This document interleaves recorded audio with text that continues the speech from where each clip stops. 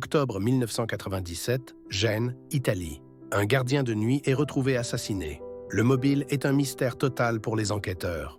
Quelques jours plus tard, un autre meurtre, puis deux autres.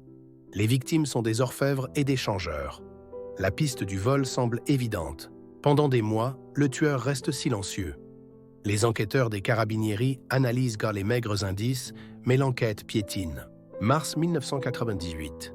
La série macabre reprend brutalement. Une prostituée est assassinée. Le mode opératoire est différent, semant la confusion. En quelques semaines, 4 autres prostituées sont tuées de la même manière. La presse le surnomme « le monstre de Ligurie ». La psychose s'installe. Le tueur semble frappé au hasard, ses motivations sont insaisissables pour les profileurs. Le 12 avril 1998, le tueur change à nouveau de cible. Une femme est abattue dans les toilettes d'un train Intercity. L'Italie est sous le choc.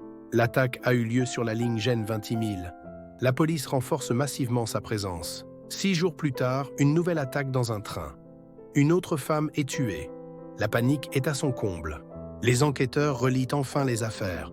La même arme, un calibre 38, a été utilisée dans la plupart des meurtres. Le 20 avril, le monstre frappe encore, tuant une employée de station-service. 17 victimes en seulement 6 mois. Un témoin crucial se manifeste. Il a vu une Mercedes noire près de l'un des derniers lieux de crime. C'est une piste. La police lance une vérification massive de tous les propriétaires de Mercedes noires de la région. Une tâche colossale. Un autre indice apparaît. Un mégot de cigarette est retrouvé près du corps d'une des victimes. L'ADN est prélevé. Le nom de Donato Bilancia, un joueur endetté, apparaît dans la liste des propriétaires de Mercedes. Il a un casier. Discrètement, les enquêteurs récupèrent une tasse à café utilisée par Bilancia pour comparer l'ADN. L'attente est insoutenable. Le résultat du laboratoire est formel. C'est une correspondance parfaite. L'ADN du mégot est celui de Donato Bilancia. Le 6 mai 1998, le groupe d'intervention des Carabinieri lance l'assaut sur son appartement de Gênes. Donato Bilancia est arrêté sans opposer de résistance. À l'intérieur, la police trouve l'arme du crime et d'autres preuves. En garde à vue, il avoue tout.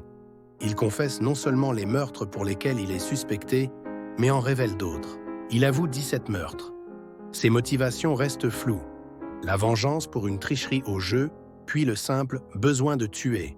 Son procès s'ouvre en 1999. Il est reconnu coupable de 17 meurtres et de 13 tentatives de meurtre.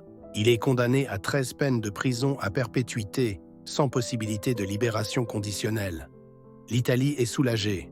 Donato Bilancia est décédé en prison en décembre 2020, emportant avec lui les raisons exactes de sa folie meurtrière.